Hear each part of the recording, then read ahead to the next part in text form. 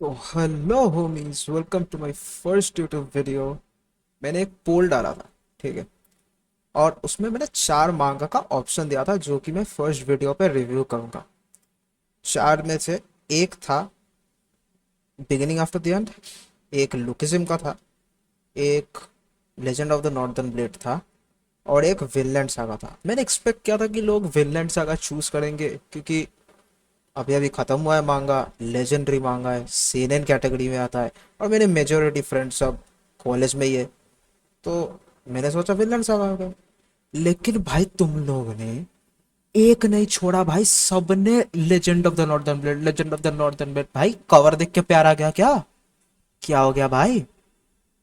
लेकिन हम तो याद देने के लिए आए हैं। कोई ना, let's begin the video. Let's go into legend of the northern blade. Let's start. तो मांगा शुरू होते ही हम देखते हैं कि एक एंशियंट आर्ट स्टाइल इस मांगा में बहुत ज़्यादा यूज़ हुआ है। पूरा मांगा ही उस पे ही है, उस पे ही बेस्ड है। और कोरियन स्टाइल मानवा हम सबको पता है कि इसी चीज़ के लिए फेमस है कि उनकी आर्ट स्टाइल बहुत प्यारी होती है भाई। तुम बस देखो यार, तुम बस देखो, तुम देखते जाओ। तो शुरू होते ही हमारे हमको इस वर्ल्ड का एक इंट्रोडक्शन दिया जाता है। इस पे हमको बोला जाता है कि साइलेंट नाइट करके एक ग्रुप था शायद, और ऑर्गेनाइजेशन था जो कि इस वर्ल्ड में पहली बार अपना छाप छोड़ते हैं, ठीक है। और पूरा वर्ल्ड उनके अंडर में ही होता है, और वार ब्रेकआउट हो जाता है। पूरा वर्ल्ड ही वार पे चल रहा होता। और इस और इस वजह से प्राइमरीली क्या होता है कि वर्ल्ड में कोई वाइटैलिटी, रूल्स सब खत्म हो जाता है, और लोग स्टार्व करते रहते हैं। As a result of this क्या होता है कि मार्शल आर्ट्स का जो एक्सपर्ट थे उनको आगे आना पड़ता है। तो वो सब एक एक करके तो जा नहीं सकते क्योंकि वार है। तो एक एक करके जाएंगे तो भारी पड़ जाएगा। You can be good at martial arts but if 100 men attack you, you are dead. तो वो लोग क्या करते हैं, एक अलायंस फॉर्म करते हैं, और उस अलायंस का नाम देते हैं दी हेवनली अलायंस। ये हेवनली अलायंस हमको आगे बोला जाता है कि ये लोग एक सीक्रेट सेक्ट फॉर्म करते हैं जो कि साइलेंट नाइट को चेक में रखेगा और उसको ओवर पावर नहीं करने देगा वर्ल्ड के ऊपर। तो इनमें से एक बंदे को, एज वी ऑल नो, किसी को तो लीडर बनना पड़ता है। तो जो सबसे स्ट्रॉन्गेस्ट थे इनमें, जो उसको इनका लीडर बना दिया जाता है, जिसका नाम था Buk Jin Hu. I am sorry if my pronunciation of this is wrong, but Korean नाम है, मेरे को पूरा नहीं पता कैसे प्रोनाउंस करते हैं। I am trying my best, but हाँ, यू गेट इट। तो जो हेवनली सेक्ट फॉर्म हुआ था, उसमें जो लोग थे वो लोग नॉर्दर्न हेवनली सेक्ट को सपोर्ट कर रहे थे, with providing them countless fighting techniques and spiritual remedies. अब हमको आगे ये भी बताया जाता है कि with the support of heavenly alliance और नॉर्दर्न हेवनली सेक्ट, वो लोग अपने सिविलियंस को भी ऐसा लेवल पे ट्रेन कर रहे थे ताकि वो खुद को सिर्फ डिफेंड ना करे, more like they were becoming warriors. तो जैसे टाइम पास हुआ, वैसे वैसे फर्स्ट जनरेशन लीडर रिटायर करे अपने पोस्ट से। हमको स्पेसिफिकली बताया नहीं था, बस most probably he passed away, and the second generation leader came up of the sect, and his name was Nam मूनसान।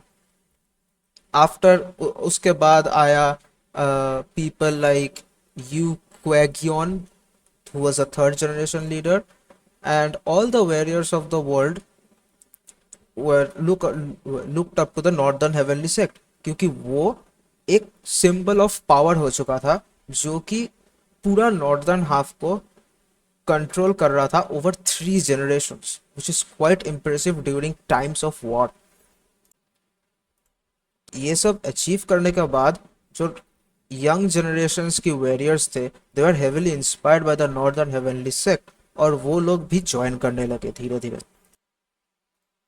With this, the brief of the manga gets over, and अब हमको real story देखने को मिलता है।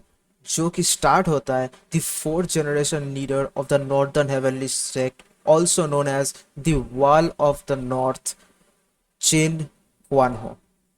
अब आगे हमको एक पैनल दिखाया जाता है जो कि बहुत ही शेयर्ड टाइप एक पैनल है, और उस पे हमको दिखाया जाता है the images of the spears and shields of the northern heavenly sect, जिनको द फोर्थ पिलर्स के नाम से भी जाना जाता था। अब आगे की पैनल में शायद से द साइलेंट नाइट से इनका फाइट हो रहा था, और इनके बीच पे हमको दिखाया जाता है एक फिस्ट बना हुआ है, और ऐसा मुक्का मारा है दूसरे वाले बंदे को कि वो कहाँ उड़ के गया है भाई। देखो तुम इम्पैक्ट फील करो भाई इस पंच का तुम। आगे हमको एक पैनल में पता चलता है कि इसका नाम है दी डीमन फेस्ट जो शियोनवू। इसके आगे हमें और एक पैनल पे दिखाया जाता है कि एक बंदा कैसे हेलीकॉप्टर की तरह आसमान से टपक रहा है भाई, और इतने सारे बंदे पे गिरा है। और जो हेलीकॉप्टर लग रहा था वो हेलीकॉप्टर नहीं है भाई, वो स्पीयर था। और इस बंदे का पिक्चर पे लिखा हुआ है द ग्रेट टेम्पेस्ट क्यूंग मुसैंग। आगे हमको सिमिलर टाइप की एक पैनल पे ये भी दिखाया जाता है कि जो स्वॉर्ड मास्टर था वो भी कितना पावरफुल था कि वो एक साथ कितने बंदों को ऐसे ही स्लैश कर दिया, और किसी को कोई हिल भी नहीं पाया भाई उधर वहां से। और इसको इसका नाम हमको आगे पता चलता है इस पैनल पे, जो कि है योन चियोनवा द घोस्ट ब्लेड। यहाँ पे हमको फोर्थ वॉरियर का भी एंट्री देखने को मिलता है। व्हिप के टाइप का एक वेपन यूज कर रहा है, जो कि एक बार पूरा घुमाता है और सारे बंदे को लपेट में ले लेता है भाई। और हमको आगे पता चलता है ये व्हिप ही एक्चुअल में यूज करता है भाई, और इसका नाम है दी आयरन ब्लेडेड वॉरियर जे ह्योक्शिम। तो मैं तो सोच भी नहीं सकता अगर ये चार बंदे जो कि फोर्थ जो लीडर है इनका जनरेशन उनके अंडर काम करता है, अगर इतना स्ट्रॉन्ग है। और याद में रखो कि आगे जो बंदे इनसे फाइट कर रहे हैं वो साइलेंट नाइट को वेरियर से कोई एयर वगैरह नत्थु वगैरह नहीं है कि ऐसे ही मार के चले जाएंगे कोई भी। कितना पावरफुल है भाई ये बंदे। Now the next panel we see the man who we were always waiting for, the wall of the north in action।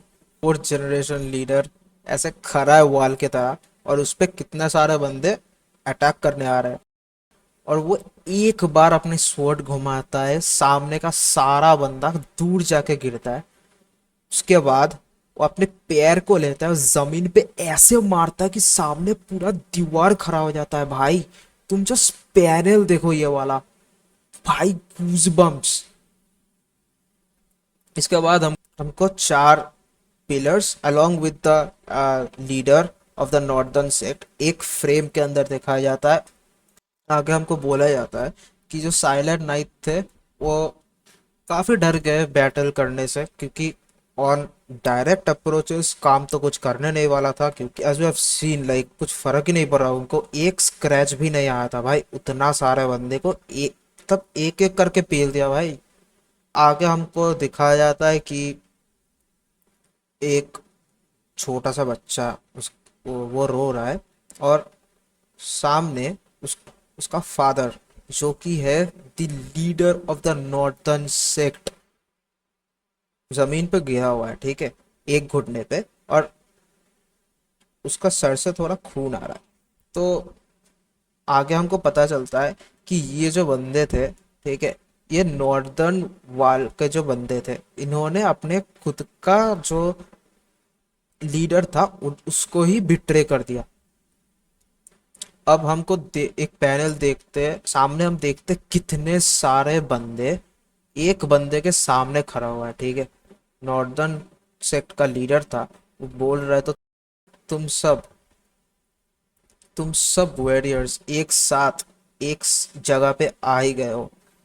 आगे वो देखता है कि जो ऑल माइटी नाइन स्काइज करके कुछ है जो रीन करता है द पीक ऑफ म्यूरिम से। वो लोग वो लोग उसके सामने खड़ा है बेसिकली, और वो पूछ रहा है अपने आप से क्या ये हेवनली अलायंस का किया हुआ है, क्योंकि और कोई इतना अंदर कैसल के तो आ नहीं सकता। यहाँ पे हम देखते हैं कि एक दाढ़ी वाला बूढ़ा हो, जो कि है द ग्रेट सेज सियोमुन हुआ, ऐसा उसका नाम है। ऐसा अजीब सा नाम है, बट हाँ कोई नहीं। और हमको एक ब्रीफ डिटेल दिया जाता है उसके ऊपर कि वो एक रेयर जीनियस है जो कि सियोमुन फैमिली को अपने पैरों पे वापस लाया है। शायद से वो फैमिली लाइक डाउनफॉल में चला गया था और he like put them back to their feet. और यह भी बताया जाता है कि इसका सर का शेप बहुत छोटा है, लेकिन उसका नॉलेज बहुत ही ज़्यादा आउटस्टैंडिंग है, which is quite controversial to the logic that we know in our real life. क्योंकि लाइक अगर तुम लोग जानते हो तो the more knowledgeable the person is, the bigger their head is. You can take for instance Albert Einstein, Isaac Newton. किसी का भी जो हेड का पार्ट, जो हेड है, फोरहेड का जो साइज है, वो काफ़ी ज़्यादा बड़ा है as compare to an average human being. और as we all know their IQ is quite high. तो क्वाइट कॉन्ट्रास्टिंग है, but okay will go with the flow. तो वो पूछता है क्या तुम खुद का क्राइम को डिनाई करते ही रहोगे। और वो अक्यूज करता है जिन को कि वो साइलेंट नाइट के साथ कोल्यूट किया था, और एज वी नो दैट उसका जॉब था उनको प्रोटेक्ट करना। जिन क्वानो बोलता है कि मैंने मेरा लाइफ विदाउट शेम जिया है प्रोटेक्टिंग द नॉर्दर्न सेक्ट, और तुम मेरे को इस बात का एक्यूजेशन लगा रहे हो कि मैंने खुद का क्लैन को बिट्रे किया है। ये तो हो ही नहीं सकता। तो वो खुद ही रिवील कर देता है साइलेंट नाइट का बंदा। 4 पिलर्स जो थे नॉर्दर्न हेवनली सेक्ट का, वो टेस्टिफाई किया है अगेंस्ट जिन कि उसने साइलेंट नाइट के साथ कोलाइड किया है। तो a clear sign of betrayal. उसको बहुत ही ज़्यादा हर्ट होता है इस बात से, क्योंकि अब तो उसको कंफर्म पता ही चल गया है कि उसका ही जो ब्रदर इन आर्म्स थे वही उसको बिट्रे किया है। तो अब अ, उसका हमको आगे पैनल्स में दिखाया जाता है उन चारों पिलर्स की फोटोज की वो खुद बॉस से आग भी नहीं मिला पा रहे। और लेकिन जिन ने उन सबको नोटिस किया है उसी क्राउड पे जो उसका सामने खड़ा है, वो समझ नहीं पाता है बेसिकली कि जो ब्रदर इन आर्म्स है मेरे, वो इतने सालों से मेरे साथ वार पे गए हैं और इतने सालों से मेरे साथ बैटलफील्ड पे थे, मेरे नॉर्दर्न सेक्ट को प्रोटेक्ट कर रहे थे, वो मेरे साथ ऐसा क्यों कर रहे थे। एंड उसको रियलाइज होता है कि उसको प्रोटेक्ट करने के लिए या उसको एस्केप करने के लिए यहाँ से कोई मदद भी नहीं करने वाला। तो वो अपने जो बेटा है उसके साइड देखता है पीछे मुड़ के, और वो सोचता है कि अगर ये सब लोग मेरे अगेंस्ट हो चुके हैं तो अब तो मैं कुछ भी नहीं कर सकता, क्योंकि वो मेन गेट से ही आया है और यहाँ से वो भाग भी नहीं सकता, क्योंकि वो इंज्योर्ड भी हो चुका है। अभी उसके पास जो लास्ट ऑप्शन बचा रहता है वो है अपने बेटे को प्रोटेक्ट करना। यहाँ पे वो चिल्लाता है और यहाँ पे बोला जाता है वो इंटरनल एनर्जी जो है अपने आप में, वो जो कंट्रोल करके रखा था वो पूरा निकाल देता है। और यहाँ सब जो सामने नाइट स्काइज का बंदे थे सब उससे अवेयर हो जाता है, और सब एक्सपेक्ट भी कर रहे थे क्योंकि वो एक 4th जनरेशन सक्सेसर है अपने नॉर्दर्न सेक्ट का, और उसका internal energy out of the world है। ठीक है, और यहाँ पे बोला भी जाता है कि यहाँ पे नॉर्दर्न हेवनली सेक्ट बहुत पावरफुल हुआ है और उनके साथ वो लोग अपने बहुत ज़्यादा टाइम बिता चुके हैं। जो हेवनली सेक्ट का बंदे हैं वो नॉर्दर्न हेवनली सेक्ट के साथ बहुत टाइम बिता चुके हैं, और इसी वजह से वो थोड़ा यूज टू हो गए और अभी वो उसका इंटरनल एनर्जी एक प्रॉब्लम नहीं है उनके उनके उनके लिए, क्योंकि वो बहुत सारे बंदे हैं लेकिन वन ऑन वन ही इज वे टू पावरफुल। और जिन यहाँ पे बोलता है कि एज ऑफ टुडे वो नॉर्दर्न हेवनली सेक्ट को डिसबैंड करता है, एंड वो कमांड करता है as his last wish to his disciples कि वो फ्रीली जी सकते हैं और फ्रीली कहीं भी जा सकते हैं। और एक बात वो लास्ट विश की साइड से पूछता है अपने नाइट स्काइज के जो बंदे थे और जो सामने सब लोग थे उनसे प्रॉमिस करने बोलता है कि जो उसका बेटा है उसको कोई भी हार्म ना करे। और यहाँ पे बोला जाता है कि जो जिनका बीवी है वो काफी, जब उसका बेटा काफी छोटा था तभी शी पास्ट अवे, एंड तो उसका बेटा सिर्फ अकेला ही बड़ा हुआ है, और उसका जो बाप था वो भी उसके साथ टाइम ज़्यादा स्पेंड नहीं कर पाया था, तो इसके लिए वो बहुत सॉरी फील करता है अपने लास्ट स्टेजेस पे। और अ, बोलता है कि the last thing and the last only good thing that he can do for his son is कि वो उसका सन को प्रोटेक्ट कर सके। तो लास्ट विश के लिए वो मांगता है कि उसके सन को कोई भी हाथ ना लगाए, जो कि जो नाइट स्काइज का बंदा था जो कि एक जीनियस माना जाता था, वो बोलता है कि वो सोचता है कि अगर ये हम इनसे इससे नैक करें ज़्यादा कि हम नहीं, हम तुमको तुम्हारा लड़के को मारेंगे नहीं, तुम्हारे बेटे को चोट नहीं पहुंचाएंगे और कुछ भी हार्म नहीं करेंगे, तो ये बहुत ज़्यादा नैक करेगा और वो अपना डेथ का टाइम है वो उतना ही डीले कर जाएगा और शायद उसको कुछ एस्केप प्लान भी मिल जाए, इस बात का भी उसको डर था। तो वो सीधा सीधा प्रॉमिस कर देता है कि हाँ उसका बेटा को वो कोई भी हाथ नहीं लगाएगा और कोई भी उसका बेटा को कुछ हार्म नहीं पहुंचाएगा। तो अब लास्ट मोमेंट्स जो कि बहुत ही हार्ट टचिंग है कि वो जिन अपने बेटे को पीछे मुड़ता है और एक बार बोलता है move on, I am sorry, और ये बोल के this are his last words वो खुद को ही सेपुक कमिट कर देता है। तो सेपुक इज बेसिकली एंशियंट टाइम्स में जो लोग वेरियर्स हुआ करते थे और वो कुछ क्राइम किया करते थे तो उनको सेपुक को कमिट कर दिया जाता था कि वो खुद का ही जो हार्ट है उस पे वो एक नाइफ घुसा देते थे, तो इंस्टेंट डेथ होता था। तो वो बेसिकली खुद ओन सुइसाइड है and accepting their own mistakes. तो वो सिमिलर टाइप का काम करता है लेकिन वो करता है अपने बहुत बड़े स्वॉर्ड से, क्योंकि अगर वो वहाँ फाइट करने जाएगा तो उसका सन के लिए वो बहुत बड़ा एक ब्रूटल टॉर्चर होगा, अपना खुद का बाप को ऐसे सर कटा हुआ देख के। तो वो खुद ही सेपू कमिट कर देता है और वो पीसफुल वे पे मरता है, पर उसका बेटा उसको रोकने के लिए जाता है लेकिन वो तो बच्चा है क्या ही कर लेगा। And this is how gene meets his and.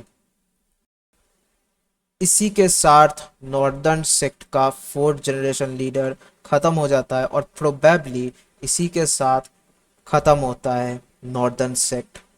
अब हमको थोड़ा टाइम स्किप देखने को मिलता है यहाँ। तो यहाँ हम 3 साल बाद आते हैं जहाँ पे हमको एक ब्लडी से इमेज देखने को मिलता है और हमको पता चलता है कि जो बेटा था जिनका, उसको ऐसे बंधा हुआ है कुछ शायद बैंडिट्स ने, और वो बोलते हैं कि तू फाइनली अपनी होश में आ ही गया। और जो जिनका बेटा है वो बोलता है कि तुम लोग, और बोलता है कि इसका मतलब क्या है, क्यों मुझे यहाँ बंधे रखे हो। एक हमको दिखाया जाता है कि एक बहुत लाइक, क्या बोलूँ मैं इसको, एक बंदा, और वो बोलता है कि इस लड़के का आंख पे देखो, मैंने सोचा था कि ये एक बहुत ही मासूम सा एक बच्चा है बट इसके आंख में तो मुझे खून दिख रहा है। और वो इस पे ऐड भी करता है कि इसका जो लाइक लास्ट टीम लीडर था, लाइक जिस शायद जिनकी बात कर रहा था, उसको वो पर्सनली जानता तो नहीं था लेकिन वो खुद के बारे में बताता है और खुद का नाम भी बोलता है कि जैंक पियर्सन बहुत काइंड और जनरस आदमी तो नहीं हो।